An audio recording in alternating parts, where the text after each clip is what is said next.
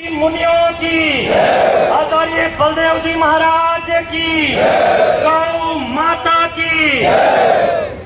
आदरणीय धर्म प्रेमी बंधुओं, गौ प्रेमी बंधुओं, कार्यक्रम की एक विशेष संगोष्ठी के माध्यम से अपनी आवाज और अपने ललकार को, अपनी पुकार और अपने चित्कार को, और पिछले दिनों जो राजस्थान से लेकर के हरियाणा तक जिन गो हत्यारों को कुछ लोगों के द्वारा वहां से उठा करके हरियाणा प्रांत में लाकर के भिवानी के अंतर्गत किसी क्षेत्र में जिंदा जलाने का जो एक कार्य किया गया, इस कार्य की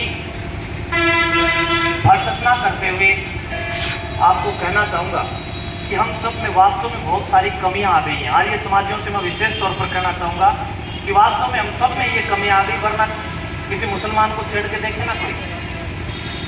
कमी हम सब में है। हम सब जो ऋषिदेव दयानंद और गोरक्षनाथ के जो सिपाही हैं, हम लोग अपना कर्तव्य वास्तव में नहीं निभा रहे। हम सब लोग धड़ों में बंट करके बैठ गए। कोई नाथ के नाम पर, गिरी के नाम पर, पुरी के नाम पर, आर्य समाज के नाम पर, अनन्य मतपंथ संप्रदायों के नाम पर। आप सबसे सर्वप्रथम हाथ जोड़ करके इस बात की अपील करता हूँ कि अभी इन सब पंथवादिता को छोड़कर के एक ओम के ध्वज के नीचे आकर के हम सबको किसी भी प्रकार के खंडन से बच करके मंडन की ओर आगे बढ़ना होगा। और आप देख सकते हैं कि मुंबई से जिस आर्य समाज की स्थापना हुई, वो आर्य समाज आज लुप्त होता जा रहा है। उसका कारण है कि आर्य समाज भी धड़ों में बंट करके बैठ गया, और हम सब जो धड़ों में बंट करके बैठे, तब साधु संत भी इस बात की मीटिंग करना बंद कर गए। मैं देखता हूँ साधु संतों के जहाँ 5 साधु बैठे, वहां ऐसी कोई बात ही नहीं चल रही है। वहां संतों के बीच में इस प्रकार की कोई चर्चा ही नहीं आ रही है कि देश को, उस समाज को कैसे बचाया जाए। साधु संतों में भी अगर बात चलती है तो सुल्फा, सिगरेट, अफीम, दारू या अन्य पदार्थों की उपयोगिता पर उन लोगों का मंथन हो रहा है। समाज की उत्कृष्टता के लिए जिन संतों के कंधों पर जो भार था, वास्तव में उन संतों ने अपना कर्म योग छोड़ करके आज भिन्न भिन्न प्रकार के मठों में बैठ करके केवल पद लोलुप होकर के वो लोग बैठे हैं। इस प्रकार की सभाओं में कदाचित तो वो नहीं आ पा रहे हैं। इनके साथ साथ जितने भी हरियाणा के अंदर रजिस्टर्ड गौशालाएं हैं, उन गौशालाओं के जितने प्रधान है, वो भी इस बात के अंदर कहीं न कहीं कटघरे में खड़े हो रहे हैं। क्यों नहीं आज इस कार्यक्रम के अंदर हरियाणा के तमाम रजिस्टर्ड जितने भी गौशाला संस्थान हैं, उनके प्रधान यहाँ पर दिखाई दे रहे हैं। हम सब किसी भी विपरीत परिस्थिति से लड़ने के लिए गौशालाओं के अध्यक्षों, प्रधानों, उप प्रधानों या अनन्य पदों पर आसीन गोरक्षकों को साथ लेकर के अगर नहीं चलेंगे तो इस प्रकार की घटनाएं, अब की बात तो मैं समझता हूँ कि छोटे लेवल में, ये बहुत बड़े लेवल में भी होगी। आप लोगों से एक विशेष ये निवेदन करता हूँ कि जाइए, जिस प्रकार आप लोग केवल आर्य समाज तक ही सीमित होकर के बैठे हैं, इस बात की आप लोग ये कमी अपनी त्याज्य कीजिए, इसको छोड़िए। प्रत्येक गांव में, प्रत्येक मठ मंदिर में भी आप लोग जाइए। मठों के मठाधीशों, धार्मिक स्थानों के जितने प्रतिनिधि साधु सन्यासी बैठे हो, चाहे किसी भी मतपंथ संप्रदाय के हो, जाइए और उनके साथ सौहार्द को स्थापित कीजिए। हम सब मिलकर के तभी आगे बढ़ पाएंगे। अन्यथा ये जितने भी आप लोगों के विरुद्ध जो खड़े, जो गुंडे और मवाले लोग हैं, इन लोगों के जो भरसक प्रयास हैं, वो मैं समझता हूँ कि तनिक भी कम नहीं होंगे, बल्कि वो बढ़ेंगे। जिस दिन हम सब मिलकर के अपने शौर्य की पृष्ठभूमि को सभी मतपंथ संप्रदायों के साथ साथ इन गौशालाओं के प्रधानों को भी साथ लेकर के चलेंगे, मैं समझता हूँ अब हमारी एक छोटी सी आवाज पूरे हरियाणा ही नहीं बल्कि पूरे देश के अंदर बैठे हुए दुष्टों की जड़ों को उखाड़ फेंकने के लिए कामयाब होगी। आप सबसे विनम्रता पूर्वक अपीलबद्ध हूँ, कटिबद्ध हूँ कि आप लोग आज से इस मिशन में लगिए कि हमें केवल मात्र आर्य समाज या नाथ संप्रदाय तक ही सीमित नहीं रहना है, बल्कि अब हमें अपने अपने घरों और अपने अपने मठों से निकल करके सारे मतांतरों को लेकर के, जिस प्रकार आजादी के कालखंड में वीर भगत सिंह, चंद्रशेखर आजाद, टैट टोपे, महाराणा प्रताप, राणा, ये जितने भी योगी योगेश्वर रहे, जितने भी क्रांतिकारी रहे, उन लोगों ने समाज के चारों ओर जितनी भी जातियों में बंटा हुआ समाज है, सभी जातियों से योद्धाओं को निकाल करके उनमें कर्मयोगी और क्रांतिकारियों का बीज प्रस्फुटित करके इस देश को आजादी दिलाने का कार्य किया। अब मैं देख सकता हूँ अमरेली गांव के अंदर राजवीर के नेतृत्व के अंदर गोरक्षा का कार्य हो रहा है। इधर आप शाहपुर गांव में देख सकते हैं तो शाहपुर में दरवेश शाहपुर एक ऐसा लड़का भी दिखाई नहीं पड़ रहा, कहाँ है वो भी आना चाहिए था, आया कहीं, कहाँ है दरवेश शाहपुर? हाँ, ये पीछे बैठा है। ये लड़के पिछले कितने सालों से लग करके गायों की रक्षा के लिए कार्य कर रहे हैं। इधर सोनीपत से मंजीत लग रहा है, इधर हरियाणा में हमारे आचार्य राजेंद्र जी लग रहे हैं, इधर संत गोपाल दास जी महाराज आज कट कट के मरने पर विवश हुए बैठे। वो हम सब की ये कमी, हम लोगों ने इन सभी क्रांतिवीरों का साथ नहीं दिया। आज हम सब लोगों को मिलकर के एकजुटता के साथ संक्रांत करने की जबरदस्त आवश्यकता, यही ऋषि देव दयानंद जी महाराज का एक स्वप्न था। मैंने ऋषि दयानंद जी महाराज के सत्यार्थ प्रकाश को 36 बार पढ़ा है। ऋषि देव दयानंद जी महाराज के सत्यार्थ प्रकाश ग्रंथ को 3 लाख ग्रंथ मैंने खरीदे और खरीद करके हरियाणा में घूम घूम करके भ्रमण कर करके जनता में बांटे। और मैंने कहा कि इस अमर ग्रंथ को पढ़िए। इस दुनिया में अगर कोई अमर ग्रंथ आपको क्रांतिकारी बनाता है तो यही सत्यार्थ प्रकाश ग्रंथ है। अपने बच्चों को पढ़ाइए। और मैंने सत्यार्थ प्रकाश ग्रंथ के अंदर एक महान विशेषता देखी। ऋषिदेव दयानंद जी महाराज ने किसी को भी बख्शने का काम नहीं किया। गुरु गोरक्षनाथ जी महाराज के ऊपर तनिक भी उन्होंने एक मात्र भी कटाक्ष करने का कोई कार्य नहीं किया। यानी उन्होंने अपने जीवन ग्रंथ में लिखा है, पंडित लेखराम जी के द्वारा लिखित स्वामी दयानंद जीवन परिचय में उन्होंने कहा कि मैं इन योगियों की शरण में जाकर के निहाल हो गया। ऐसा योगी जो कि गुरु गोरक्षनाथ को भी साथ लेकर के चल रहे हैं, जो कि संतों की परंपरा में ऋषिकेश से चलता है, हरिद्वार से चलता है, बद्रीनाथ, यमुनोत्री, गंगोत्री की यात्रा करता है, पुष्कर के उस ब्रह्म मंदिर में बैठ करके वहां वेद भाष्य करता है। वो योगी हमें इस बात का ये संदेश बखूबी दे रहा है कि हम सबको समाज के सर्वांगीण विकास और समाज की सर्वांगीण सुरक्षा के लिए एकजुटता के साथ ही आगे बढ़ना होगा। अन्यथा इस प्रकार की सभाएं आप 1000 कर लेना, कुछ भी फर्क नहीं पड़ने वाला है। आप सब लोग ये छोड़िए, ये नाथ है, ये गिरी है, ये पूरी है, इस प्रकार की भावनाओं और संकुचित मानसिकताओं का त्याग करना होगा। तब जाकर के हम विजयते तरामे के उद्घोष और करणवंतो विश्वमार्यम के उद्घोष को स्थापित करने में सफल होंगे। प्रिय बंधुओं, हम लोग समय रहते अगर ऋषिदेव दयानंद जी का साथ दे दिया होता तो आज ये नौबत भी नहीं आई होती। अगर ऋषिदेव दयानंद जी नहीं होते या गुरु गोरक्षनाथ ना होते, आज शंकराचार्य ना होते, तो आज हम लोग किसी न किसी मुसलमान या अंग्रेज की बाथरूम में घुस मार रहे होते।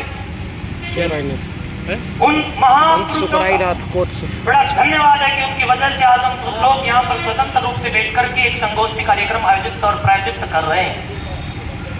हम सबको उनके स्वप्नों को आगे बढ़ाने के लिए अब एकजुटता का संदेश देना ही नहीं बल्कि एकजुटता के इस विशेष कार्य पर स्वयं को भी उद्घोषित करना है। इसके साथ साथ आप भारत के अतीत को देखेंगे तो भारत अखंड भारत कहलाता था और अखंड भारत के जितने टुकड़े हुए, पाकिस्तान भी अखंड भारत का टुकड़ा था, म्यांमार भी अखंड भारत का टुकड़ा था, बांग्लादेश भी इस भारत का टुकड़ा था, नेपाल, भूटान और अड़ोसी पड़ोसी जितने भी देश इस अखंड भारत से टूट करके आज विभिन्न देशों के नाम से सुशोभित होकर के बैठे हैं। बंधुओं, इस बात को आप लोग जरा गौर से देखें कि जो भी टुकड़ा भारत से कटा और कट कर के देश बना तो वो जब बना जब वहां से संस्कृति लुप्त हुई। आज उत्तर प्रदेश में भी संस्कृति लुप्त हो रही थी, लेकिन मां भारती के आशीर्वाद से योगी आदित्यनाथ वहां पर प्रकट हुए तो वो उत्तर प्रदेश पाकिस्तान, मिनी पाकिस्तान बनने से बचा। मैं आपको बता देना चाहता हूँ, भारत देश के जो भी टुकड़े हमसे अलग हुए वो वही टुकड़े थे जिन भागों को हम लोग अपना समझते थे और ध्यान नहीं दिया, और धीरे धीरे वहां से संस्कृति लुप्त हो गई। और लुप्त होने के बाद उन लोगों ने एक अलग देश की मांग कर ली। जिस प्रकार पंजाब में एक अलग देश बनाने की जिन लोगों की कोशिशें थी, पंजाब को भी एक अलग देश घोषित करने की कोशिश थी। बंधुओं, वो दिन दूर नहीं। अगर हम लोग वास्तव में चुप्पी साध करके प्रबुद्ध वर्ग की चुप्पी जब सदती है तब तक समाज और राष्ट्र का कहीं ना कहीं मैं समझता हूँ कि बेड़ा गर्क होता है, पतन होता है। इसलिए हम सबको अब अपनी चेतनाओं के चैतन्य के साथ सामाजिक आत्मिक उन्नति के साथ साथ मिलकर के सामाजिक कुरीतियों के विरुद्ध और इस प्रकार से ये गौ हत्यारे जो दिन प्रतिदिन अपनी संख्या बढ़ा करके हमारे सनातन पर्वों, सनातन संस्कृति और सनातन धर्म के विरुद्ध एक बहुत बड़ा बोलबाला खड़ा कर रहे हैं और इस प्रकार के बोलबाले के माध्यम से वो लोग इस देश के अंदर नीचे नीचे पाकिस्तान का ध्वज लहराने का जो कुंठित प्रयास कर रहे हैं, उन लोगों को मुंह तोड़ जवाब देना होगा। और सरकार को भी चाहिए कि निष्पक्ष रूप से जांच करते हुए किसी भी प्रकार से हमारे गोरक्षकों को तंग ना किया जाए। गोरक्षकों को गुंडा बता करके जो सरकार ने पिछले दिनों जो हमारे गोरक्षकों का जो अपमान करने का कार्य किया, उसके बाद इनको हत्यारों की इनके भीतर और इनके जहन का जो जहर है वो पुनः जिंदा हो गया। इसलिए मैं सरकार को भी इन कैमरों के माध्यम से और जो यहाँ पर सीआईडी के लोग बैठे हैं उनके माध्यम से ये संदेश पहुंचाना चाहता हूं कि गोरक्षकों को मान्यता मिलनी चाहिए। क्योंकि मैं देख सकता हूं मेरे साथ जिन जिन लोगों के मैंने नाम लिए, लगभग ये लोग मेरे टच में हैं। इन लोगों को कई प्रकार के केसों मुकदमों के अंदर जब जेलों में जाना पड़ा, उन मामलों में मेरे तक इस बात का ये विषय आया कि वो गऊ बचाने के मामले में आगे चल रहे थे और वो लोग जेलों में चले गए। बंधुओं, झांसी के अंदर एक ट्रक के अंदर गोरक्षक जब गो हत्यारों को पकड़ने वाले थे, वहां पर कुछ गांव वालों ने इकट्ठा होकर के उस ट्रक में आग लगा दी थी। उस मामले में अमरेली के कितने ही बच्चों को वहां पर मुकदमा दर्ज करके तंग किया गया। उस मामले में मैं भी पंजाब के अमृतसर तक के चक्कर कई बार काट चुका था। उन हत्यारों के घर और परिवारों तक भी मैं गया और इस मामले में भी राजस्थान पुलिस के भी मेरे पास फोन आए कि इस मामले की जांच हो रही है, आपकी गैंग आपकी टीम है। ये तो ये पूरा भारत ही हमारा है। साधु तो वैदिक विश्व राष्ट्र के इतिहास के अंदर जब आप देखेंगे तो साधु तो सारे देश का ही नहीं बल्कि विश्व का होता है। तो इसलिए राजस्थान पुलिस अगर किसी भी प्रकार की जांच पड़ताल कर रही है तो गोरक्षकों को तंग ना करे, केवल जांच करे और जांच करके गोरक्षकों को इस बात की सरकार मान्यता दे कि वो पुलिस बल के साथ या सरकार बल के साथ या प्रशासन के साथ खड़े होकर के किसी भी प्रकार से जो गंदे लोगों के द्वारा गायों को काटने का, उनकी चमड़ी उधेड़ने का जो ये कुंसित प्रयास किया जा रहा है, उसके विरुद्ध वो खड़े हों और एक नई चेतना और जागृति लाने का कार्य करें। उसके लिए आप लोग कंडेला खाप को आगे लेकर के चलें। कंडेला खाप के साथ साथ तमाम खाप प्रतिनिधि और खाप पंचायतों को आप साथ लेकर के चले। वही कंडेला गांव एक महान क्रांतिकारी गांव, बंधुओं 2004 की घटना थी, शायद 2002 की घटना। कंडेला की क्रांति को भलीभांति कौन नहीं जानता। कंडेला गांव वही कंडेला गांव है जिसने तत्कालीन सरकार के घुटने टिका दिए थे। कंडेला गांव वही वीर और क्रांतिकारी गांव है जिस गांव ने किसान आंदोलन के दौरान जब राकेश टिकैत ने वहां पर फपक करके जो आंसू बहाने का कार्य किया, उसी दौरान कंडेला गांव के लोगों ने निकल करके अपनी सड़क को जाम करने का कार्य किया।